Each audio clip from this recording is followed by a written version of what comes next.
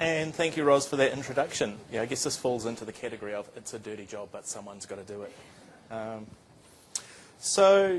Yeah, I'd like to thank Govis for providing this amazing opportunity. It's not often that something like this lands in your lap. And I'd also like to really thank the Canadians who hosted me while I was over there. Hopefully some of them are watching the video. Hi, thanks. And also the Institute for Citizen-Centred Service, who actually gave me advice on my itinerary and set up all the meetings and so on, and ensured that I had a really fabulous visit. Now, I'm an employee of the State Services Commission, but I'm speaking as a private individual who went on a study tour today. So nothing I say reflects the views of the State Services Commission or government policy. This is just what I think. In this day and age, I know it's important to acknowledge your sources and so on, so I have brazenly stolen from all of the material and PowerPoint presentations that the Canadians very generously provided. And I've tried to attribute the material as I've gone through, so when you spot a little logo in the corner, you know that I've ripped off some of the material. So without too much more, on with the show. Rather than do a kind of, what I did on my summer holidays, organisation by organisation kind of trip playback, I thought I'd run through some of the key themes that I saw while I was there and then finish off with some observations and some advice from the Canadians. So just a little bit of background. As Ros mentioned, my name got pulled out of a hat in 2009. And I thought, wow, this is an amazing opportunity. I've got no idea what to do with it, and so I mentally filed it away and got on with other things. And the following year, one of my colleagues, Bob Bishop, was organising a conference, and he invited this man, Tim Berners-Lee, inventor of the internet, to come and speak at the conference. And Tim declined the invitation. And Bob said to me, do you know of anybody who'd make a really good conference speaker? And I said, yes. Guy Gordon, the director of the Institute for Citizen-Centred Service in Canada, would make an excellent speaker at the conference. So Bob invited him, and Guy came down and spoke at the conference and was an excellent speaker. At the same conference, these two guys, Peter Hughes, Chief Executive of MSD, and Bob Russell, Chief Executive of Inland Revenue, were also speaking. They did a presentation called The Elephant and the Hippo, Can They Tango? Which was about their efforts to transform service delivery.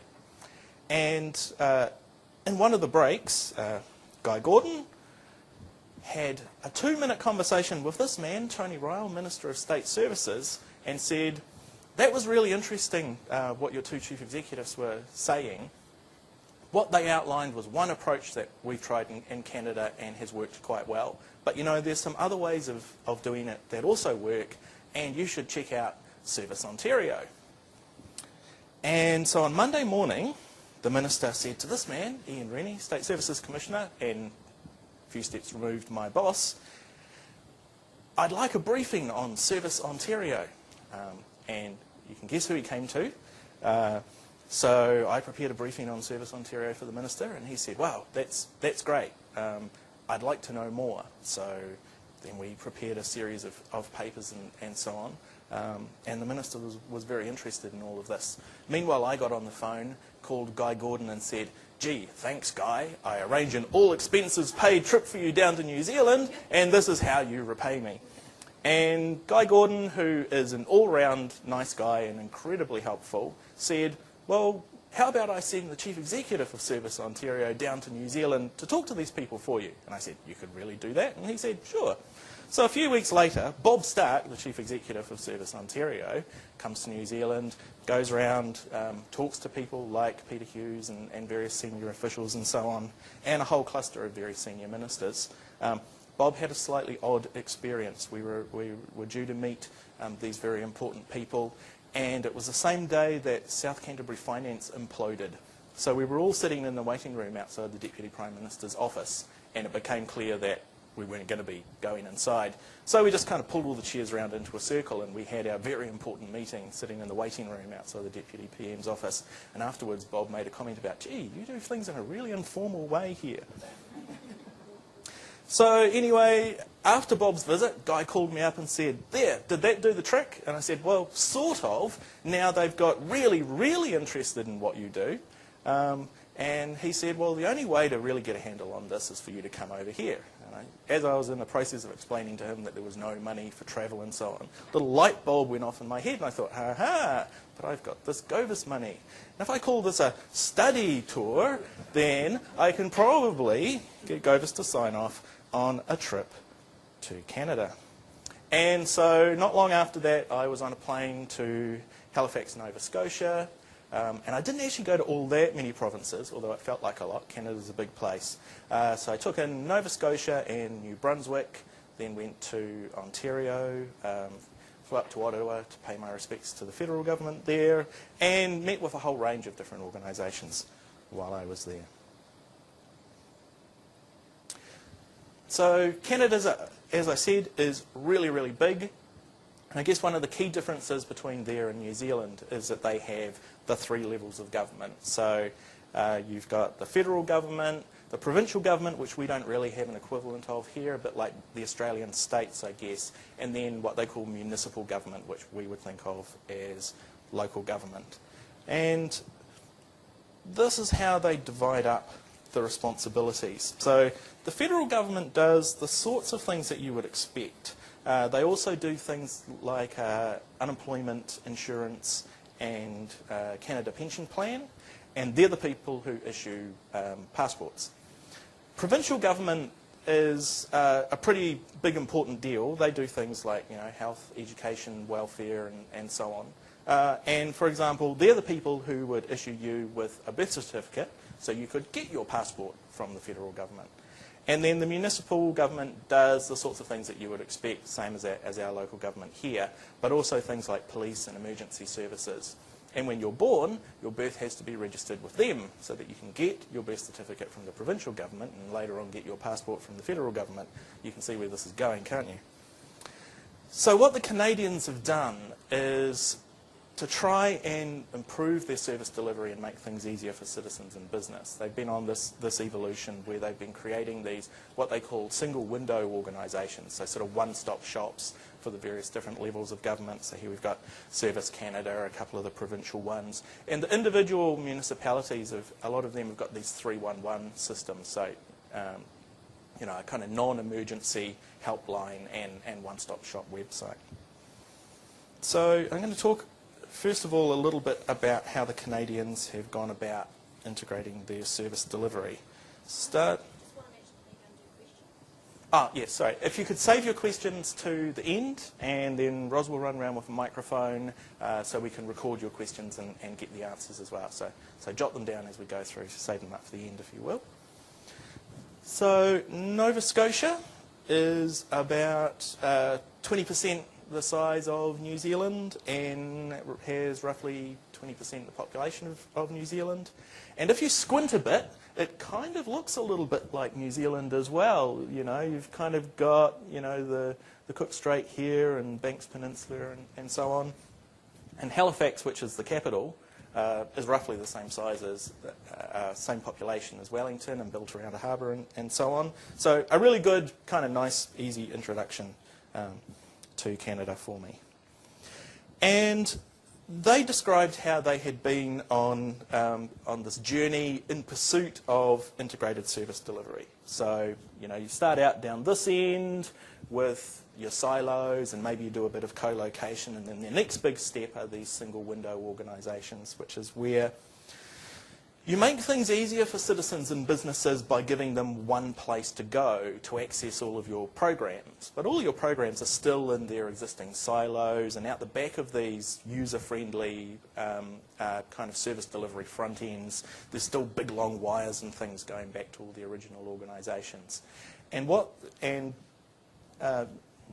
Service Nova Scotia say that this is where they are at the moment. I would say they're actually kind of more in the middle here on the way to integrated service delivery, which is about where you rationalise all of those programs and integrate all of the back office stuff as well so that you can deliver really seamless service delivery to your citizens. And so that's where they're aiming to be.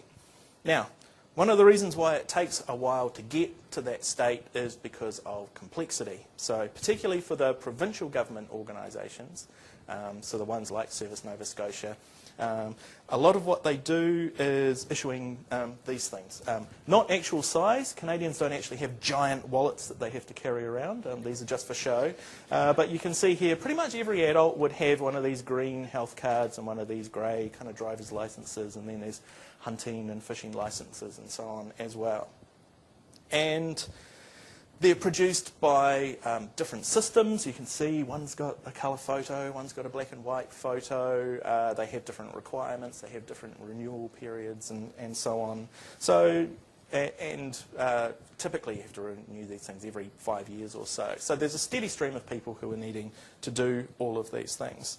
And the delivery of these is really what they call partner focused. So it's based on the requirements of the partner ministries or departments who used to deliver these things, and it's really delivering them to their specifications rather than necessarily what the citizen might want. And this is not Nova Scotia specific. This is my observations about talking to all of these organisations. They were saying, you know, at the moment we have this program view which tends to focus on each program and that program's clients, like a program can somehow own people, and the rules for implementing that particular program, which is quite in conflict with the way that they see the world, which is around citizen-centred service delivery. And there's often quite complex rules and requirements around some of these things, which in reality are quite low-risk transactions. You know, if a boat registration number falls into the wrong hands, it's unlikely to cause chaos. And a lot of the sort of partner ministries and so on are quite unwilling to share information solely for the purposes of enhancing service delivery. They see all sorts of risks associated with that outweigh, you know, the benefits of providing a better service, which is not what they're actually in the business of doing anymore. So they're on the way to integrated service delivery, but those are some of the challenges that they face. One approach which has been quite successful is the idea of service bundling. So this is where you segment your client base, so around life events for citizens or maybe the business life cycle, and you design bundles of services that you know people are going to need to access at particular points in time. So this requires people to share information, like I was just describing, and also to have some standardisation of processes and so on. But it has some real benefits. It reduces a lot of the paperwork. You often get faster turnaround. You reduce the delivery costs, and you get improved program compliance as well because you're data sharing, which means everybody's getting consistent information. They know that the Vance Kerslake who applied for this thing is the same Vance Kerslake who applied for that other thing, and so on. So here's an example of what I'm talking about. In the past, if you had a newborn in Nova Scotia, you'd have to register the birth, as I said, with your municipality, which would allow you to get a birth certificate from your province. Then you could apply for a health card and separately for a social insurance number. And when you had those things, you could access things like a child tax benefit. And that process used to take about 12 months, going through all of those different steps. Now, there is an integrated form which the new parent fills out, and in the background the information gets divided off into the various places where it needs to go. And so a health card gets issued, the birth gets registered and a birth certificate gets issued, the social insurance number application happens, and then the social insurance number goes through. And because these systems know that these things are happening, then they also start processing things like the child tax credit and so on. So bundles of services that are triggered by filling out one form, essentially. Governance and structure. This is kind of how I got into this whole mess in the first place, because these different organisations have, although they're working towards similar sorts of things, are actually set up in quite different ways. So Service Nova Scotia that I was just talking about is very much a part of the public sector in Nova Scotia, and they're by and large delivering services on behalf of partner ministries. So that's how they operate. I also went to New Brunswick, which is a bit over the quarter of size of New Zealand. You can see it's got a kind of smaller population, so it's kind of less populous. And it's the only officially bilingual province in Canada.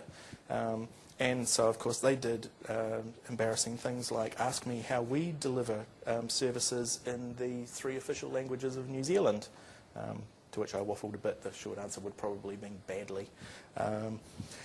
And the Service New Brunswick governance model is a bit different because they were set up to be much more entrepreneurial and with an aim towards self-sufficiency than, say, Service Nova Scotia. But they're still very much a core part of the public service. They have a minister, the people who work there are public servants, although in terms of where they fit, they're actually a 100% government-owned corporation. So their official title is Service New Brunswick Incorporated. So they'd be the equivalent of a Crown entity-ish here. And they, a bit like Service Nova Scotia, also mainly deliver services on behalf of partner ministries and so on. But they also have some legislation of their own, which they really like because that enables them to make all of the decisions about exactly how that's delivered. Then down the road, actually quite a long way down the road, is Ontario. Huge province, massive population, about 40% of Canada's population, almost 40% of their GDP. And very populous, quite ethnically and culturally diverse.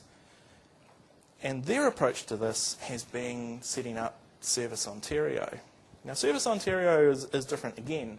It's a core part of the public service. It's actually a business unit within the Ministry of Government Service. But in 2006, they were given a mandate to transform and modernise. And so what they actually do is they have gone round all of these various different ministries and so on, and they have carved out the service delivery component, lock, stock and barrel, and relocated it to Service Ontario. So they've moved over 60 services and 1,100 staff and all of the resources and everything that goes along with that into the Service Ontario organisation. And they transfer all the staff and services on an as-is basis to minimise any disruption. And then after the fact, they go through the process of figuring out how that integrates with all of the other things that they do. They've done that in a relatively short period of time as well. It's been about 5 years. And when Bob Stark was over here and our ministers asked him what he would do differently, he very helpfully said, "Oh, I'd do it much faster." And I was thinking, oh no. So 3 different ways of approaching the same challenge that have been tried in Canada. Channel management. Now, this is a big issue here, and it's also the really hot topic of the day in Canada. So how do you get citizens from costly service centres, in-person transactions and service delivery, online and the telephone? Now, just to give you an idea of the scope of the challenge in Canada, they've had these service access targets. So if you think about countries as big as Canada, Service Canada has said that 90% of Canadians are going to be within 50 kilometres of a Service Canada point of service. Now, most of the population is in the south, clustered along the border and so on, but there's quite a lot of population spread through the rest of it, so that's quite a big challenge.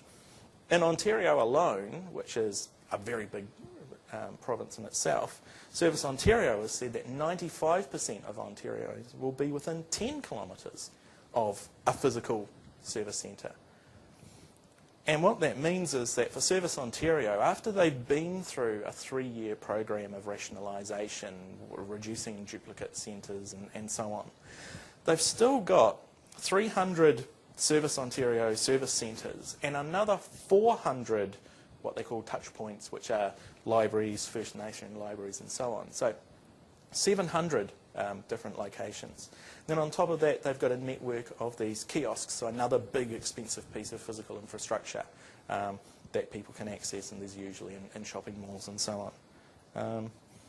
In Nova Scotia, all of these dots are physical locations you can go to access a variety of different services. There's 39 of those in total. And while they're quite pleased that they've got about 600,000 transactions happening online, It's a lot less than the 2.1 million that they're doing in those offices, and they've still got almost 400,000 that are happening via mail. And Service New Brunswick, smaller population, also has 39 service centres, over 350 employees working in those service centres. So there's a lot of, there's a lot invested in this mode of service delivery. And the approach that has been taken to channel management has very much been around giving an optimal customer experience. So it's about letting the customers choose the channel that works best for them. And this is because these organisations were primarily set up to improve customer satisfaction. It wasn't about saving money or reducing headcount or so on. These organisations were set up usually at great expense to deliver a much better service. And the choices about the channels that are used are partner-driven, so it's those original ministries and departments or something who are saying, I want this channel mix for my programs. And sometimes there's legislative requirements as well. But more recently, they've been experiencing the same kind of economic problems as us. There have been this whole questions about fiscal sustainability and the fact that all channels are not equal. There's different costs associated with delivering through different channels, and so channel choice is all very nice, but there's a cost associated with it. The channel migration strategies have mostly been about promoting the opportunities for self-service. So I've said if you build it, they will come. If they put a transaction online, about 20% of the kind of target market takes it up immediately, and then it seems to plateau at about that level. You need to do an awful lot of work to build it up much beyond that. So you get the early adopters, and then it's really hard to shift everybody else. Most of the kind of marketing has been based around convenience, so 24/7, you can sit in your underwear at home and do it if you really want to, and the fact that you don't have to go into service centres and queue and so on. And in some cases they provide incentives, so they offer faster turnaround if you apply online, or money-back guarantees, so if you apply online and there's a charge, they promise that they'll do it within a certain time. If they don't, then they'll give you your money back, whereas if you go into a service centre and do it, you pay your money and you take your chances.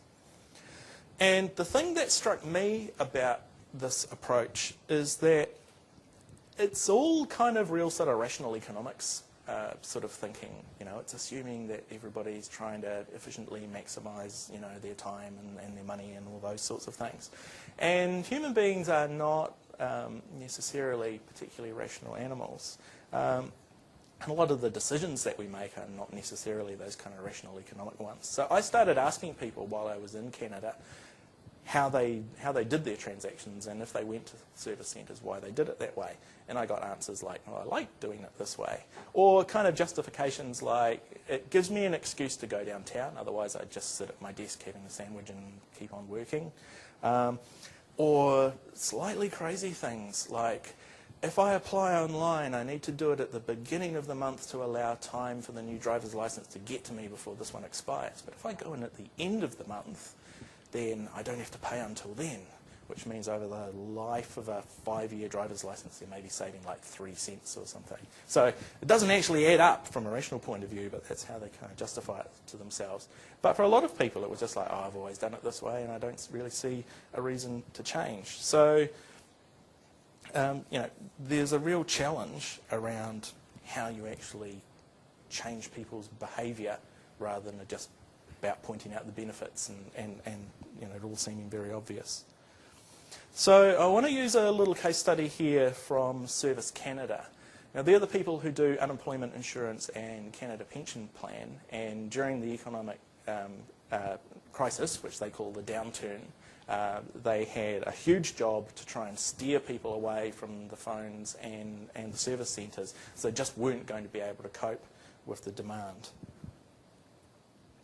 So one of the things that they did was they set up Integrated Channel Management Directorate. So for the first time they had the 3 channels that they deliver services through actually under one organisational leader, and that allowed them to start doing some modelling around the service delivery experience through the different channels and so on, and they identified that there were some opportunities to improve. marketing played a really big role because they wanted people to change their behaviour.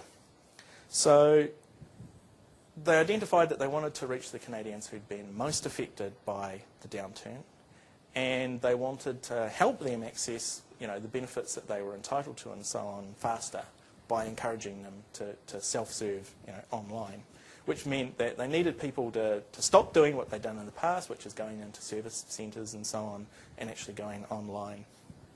And one of the things that they realised was their online offering, actually, it could be a bit better than it really was. So they had, kind of plain English editors come in, and they revised a huge number of documents and web pages and so on to cut down on what they call channel churn, which is basically, if you go to a website or you get a form letter through the mail and it just doesn't make any sense to you, so you pick up the phone or you go into a service centre to explain it.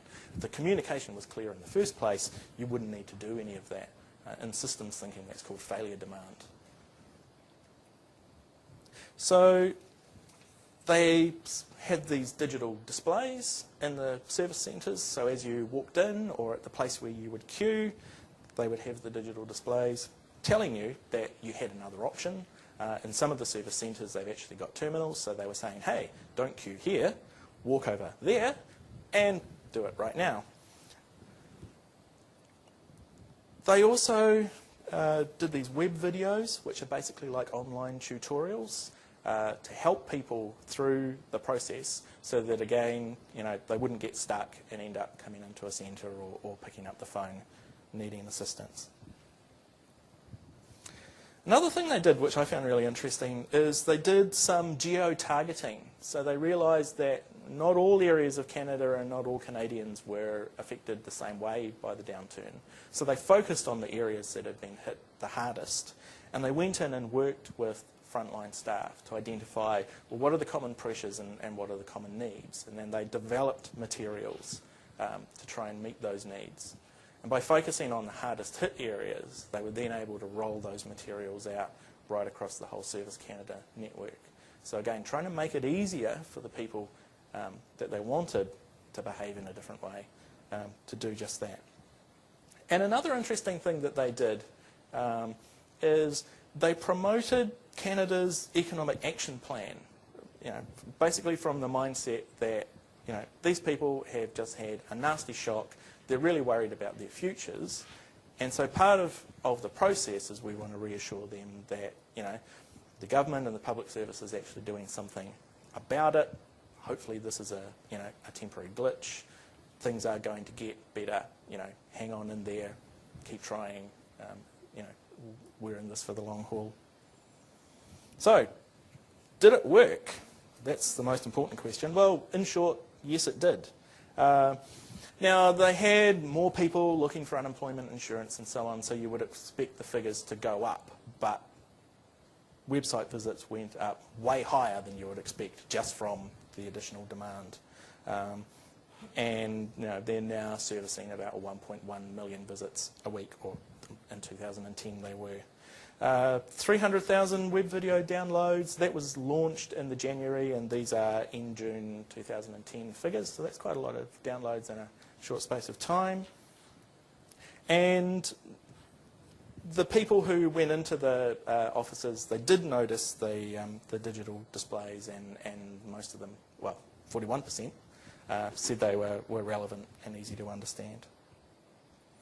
So you can change people's behaviour, but you have to work quite hard at it, and you need to use a variety of different tactics in order to do so. And some of it's about marketing, some of it's about improving the service offering, and some of it is about targeting specific areas where where there's the greatest need. So some observations that I would like to make.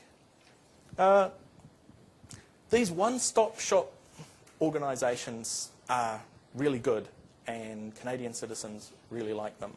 But it is still one-stop shops, plural. And apologies to the lovely, lovely people of New Brunswick who were really, really nice to me while I was there. I'm only using you as an example because it is the easiest one to do. But I had to walk 500 metres from the Beaverbrook Hotel, where I was staying at one end of Queen Street, down here and round the corner to the Service New Brunswick headquarters. And about a block down the street, I came to the first one-stop shop service delivery organisation, which is Service Canada. And then about 2 blocks down, I came to the next one-stop shop service delivery organisation, which is Service New Brunswick. And then a bit further on down, there's the last one-stop shop, which is City Hall. So that's for Fredericton, which is the capital. Now, I guess you could do a glass half full thing and say, well, at least they're all pretty close together in the same street, so that if you need to run between them or you find out that you're the wrong one, at least you don't have very far to go. But from a citizen's point of view, there's still a degree of complexity there in terms of figuring out, where you need to go in the first place and so on. So there's still more joining up to be done. Now, I think they're a lot more joined up than we are right now, so it's a bit rude of me to be criticising, but they still have a way to go. And they're aware of that. And one of the things that I really noticed about Canada was, in theory, they should have a harder job because they've got more layers of government than us. But they seem to be really aware of that as an issue. And so as a result, they work really, really hard to overcome it. So you've got people at the federal, provincial and municipal level who are all working really hard, not just across organisations, but between levels of government to try and improve the way that they do things for citizens. The service bundles are an example of that. Nova Scotia has got a debt management centre. So if you live in Nova Scotia and you acquire any sort of debt from any one of those 3 levels of government, it gets consolidated in that place and you have one debt manager who's dealing with that one citizen. And surprise, surprise, the kind of people who clock up debts with one organisation tend to clock up debts with a whole lot of others. And so they can deal with it on a one-to-one contact in a holistic way, rather than having little tiny debt management organisations right across the board, all trying to resolve essentially the same issue with the same person. And in Ottawa, they have set up a government service centre. So this is a pilot exercise, and it's a combination of the Ottawa municipality, Service Ontario and Service Canada, all delivering services through the same location, so literally a one-stop shop, and they're working on integrating all of that service delivery as well. So I think they're doing some pretty cool things there. The next observation I'd like to make is that in Canada, service isn't a dirty word. And I don't know whether it's just the kind of North American approach to service and so on, but compared to New Zealand, my personal feeling is that they take service a lot more seriously. And they work really hard to improve their service. They have a real sense of community around service delivery. And they've been doing a lot of work to approach service as a profession. Service Canada has set up a college, equivalent of a university, for all of their staff. We can go and study and be qualified in service delivery. And the Institute for Citizen-Centred Service has started doing the same sort of thing for all of the other organisations running those sorts of courses. So I think at the moment I could walk down to the bottom of the hill in the School of Government and probably study public policy or public sector management or something like that. I'm not sure I could do a degree in service delivery. And this whole idea of citizen-centred service. So these single window or integrated service delivery organisations were set up to improve service to citizens. And as I said earlier, it wasn't about saving money or cutting costs or cutting headcount or so on. They've actually invested a lot of money in these organisations. Service Ontario, they've invested about $100 million over the last 5 years in that organisation. Through the process of rationalisation, they've managed to save about $6 million. So from a financial point of view, there's no return on that investment. But what they were investing in was better service delivery and happier citizens.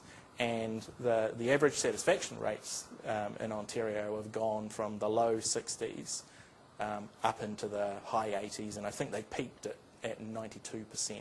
That's 92% of people that saying they were satisfied with provincial services. And part of that commitment to citizen-centred service is shown through things like the Institute for Citizen-Centred Service. So that was set up and is funded by all 3 levels of government. And the work that they do, particularly around some of the research like Citizens First, which is a national level survey of citizens, taking care of business, which is a business equivalent, and some of the tools that they produce, like the Common Measurements tool, which allows agencies to measure their own customers or clients' satisfaction in a way that can be benchmarked with other organisations, are things that people take very seriously in Canada. And they've set up service charters and service standards, sometimes backed up by things like money-back guarantees and so on. And those access targets saying, we'll guarantee that you'll be within 5 or 10 kilometres of somewhere where you can access a service, 90, 95% of the time. So when I was going around and talking to the Canadians, and when I get to the end of my sessions with them, the last question I'd always ask them was, if you were in our shoes, and knowing what you know now, what would you do to improve service delivery in New Zealand? And their advice to us was, don't do what we've done. Don't just copy what's happened in Canada. Those were the solutions that we came up with in the 90s and the noughties to the problems that we'd identified in the 80s and the 90s, and that's how we ended up with lots of these service centres and so on. You've got the opportunity to leapfrog some of those stages, and invent the future. Please do it quickly, because we'd like to come over and copy. But you've got the opportunity to actually do it better than we have done. So don't just carbon copy. The other thing that they said, and the Canadians I spoke to were all terribly polite, so they would never have put it as bluntly as this. But they said, don't pander to, all the different ministries and their little program requirements and their painful little legacy systems and so on. That's the path of least resistance if you just put a user-friendly front end over what everybody's already doing. But it's not going to get you where you want to be. In fact, you end up in this situation where you're really tied into a whole lot of processes that are not designed to deliver good services. So don't pander to all of that. Don't continue on with all the needless complexity and so on. Rationalise, simplify, and really focus on delivering the best service for the client. And in the process of doing that through things like service bundles and so on, you actually get information sharing, data consistency, faster, cheaper, all the things that you're trying to achieve. And the last thing that they said was, be a community, Share with and learn from each other across organisations, across levels of government, and internationally as well. So they were really pleased to see me over in Canada. If they had any money, they'd like to come down here and see what we're doing. But they're really keen to, to share information, and they'd like to be doing that with, with Australia and the UK and so on as well. So, share good practice or best practice. Talk about what works and also what doesn't.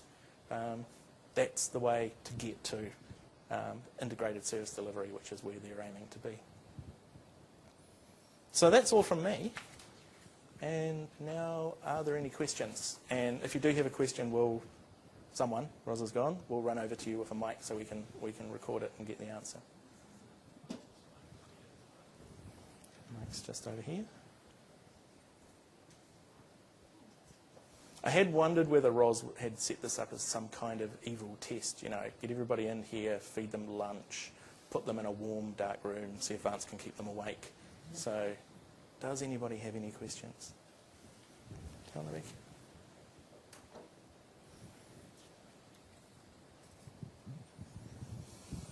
Thank you. I was just wondering where they got the increase in on-site use, online use, which was great, but was there an equal drop in the on-site use? Do we have figures around that?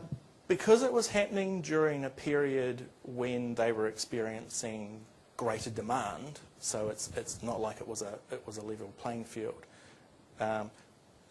It was difficult for Service Canada to tell whether it was one end of the seesaw going up and the other end going down, but certainly in terms of the level of demand that they were receiving, more of it seemed to be channeling through the online than walking through the doors of service centres, or certainly if not walking through the doors, then making it to the counter. So I guess it's always one of these challenges when you are trying to change people's behaviour, and you're not operating in a petri dish with a nice control environment. They think it worked. They certainly believe it took a lot of pressure off the counters and the telephone.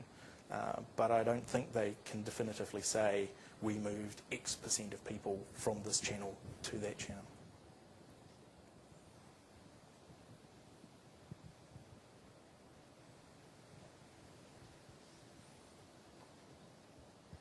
In the one-stop shop service centres, is there literally one customer service representative that you would go to who would answer any of your inquiries, or are there sort of multiple desks within those centres that you would kind of get shuffled between?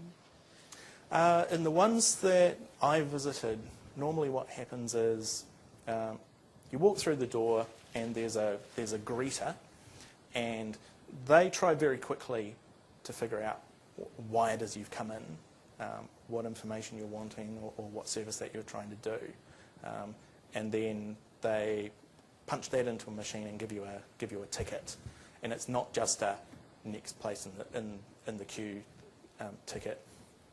They normally have specialists or people who deal with a kind of group or bundle of services at particular points behind the counter. So, you go to somebody who should be able to help you with what you're looking for. And it's one of those tricky things because they've done all of the modelling and so on, and it's definitely faster and better that way. But if you're an individual and you walk in, you say what you want, you get given your ticket, and it's J27 or something, so you go and sit down and you're waiting for J27 to pop up, and there's people who came in after you getting served and so on. There can be a perception that it's slow or unfair, but they have worked it through, and that's what works best overall. So just a related question. If you go to the person about the inquiry you've got, and then there's sort of a related service that kind of dovetails with that, is that person likely to be able to deal with that inquiry as well? Or I'm just wondering how sort of joined up it actually is. It varies quite a lot. So, in that diagram that Service Nova Scotia gave me, they said, in the single window organisations, the reality is we've still got all of the silos in behind. They try and join that up as much as possible. Service New Brunswick, for example, delivers 300 different services. So there's no way that any staff member is ever going to be an expert on all of those. But they try and train them up around particular areas, and then provide all of the kind of online desk files and so on, so that in theory any staff member should be able to answer any question. In reality, if it starts getting too far out of their area of expertise, they try and handshake the person on to someone else at the counter who's more expert in that area, or maybe call on a supervisor. But, like in New Brunswick, for example, some of those 300 services, like water quality testing, is not something that they do very often. So it's, there's no one staff member who will necessarily have any great expertise in that area if you're just walking off the street.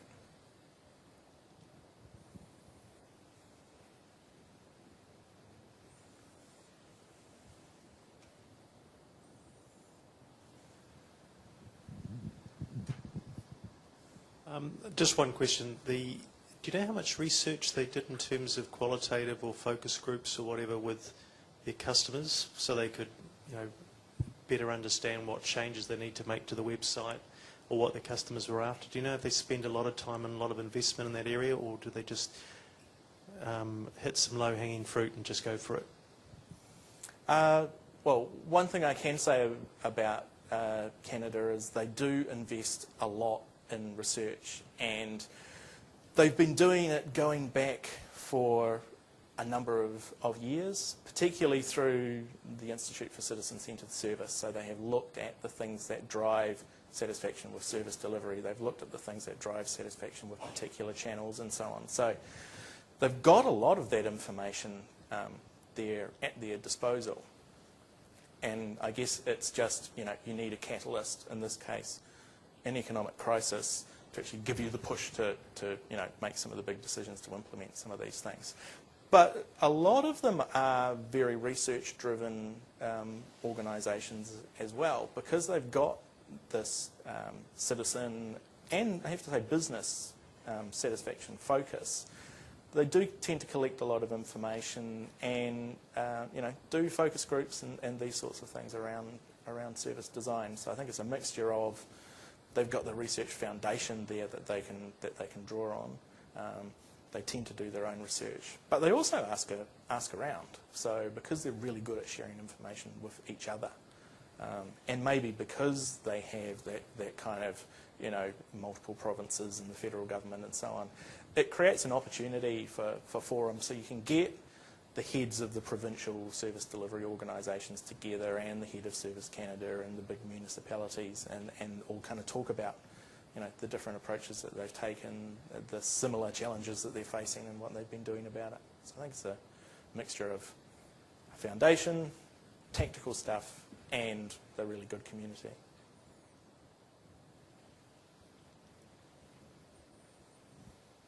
Any other questions?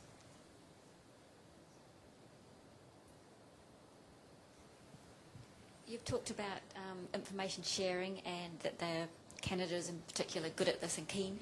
Are you comfortable if in the future we need a particular topic looked at, we can contact you and say who would you recommend and what's the email address or phone number in Canada? Yeah, that's something we actually do a lot of already. So yeah, very, very comfortable to be contacted.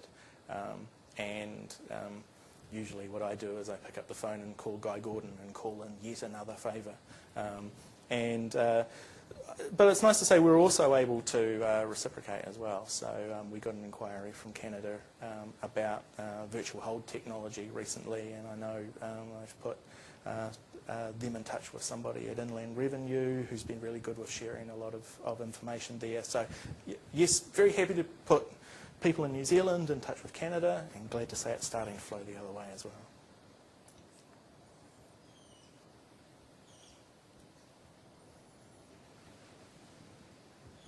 Yeah, I was just wondering, what's the level of political support for the sort of integrated service approach that's happening in Canada? Is it sort of universally accepted as the way of the future? I think the level of political support varies, but it varies from supportive to very supportive. There's a couple of the provinces that have lagged behind the others, like Alberta and Saskatchewan, but they're really moving quite quickly to implement these things. And in fact, the other provinces are really interested to see what they come up with, because they've been given the same advice as us. Don't just copy what we've done, invent the future. And then they're all sitting there with their fingers crossed, hoping they come up with something really good. I think the Service Ontario is a really good example of the level of political commitment that there can be, because there'd been an organisation there for about 10 years that had been going around saying, we are here to provide services on your behalf and do a really good job. And Bob Stark mentioned that the only services that organisations have voluntarily handed over were the ones where there were terrible, terrible problems, or where they were dramatically underfunded, and people were like, oh yeah, great, yeah, here's the hospital pass, you take it. But all of the much loved programs, they held very close to their chest. And so the government got tired with the lack of progress and said, right, as of now, 2006, hand it over. Service Ontario's got the mandate, And, I mean, that's a pretty big call to make. Services weren't terrible in Ontario, but they had lots of room for improvement. So they invested $100 million in this organisation. He just went around and pulled all of the service stuff out. So, yeah, it doesn't get much more politically supportive than that, I don't think.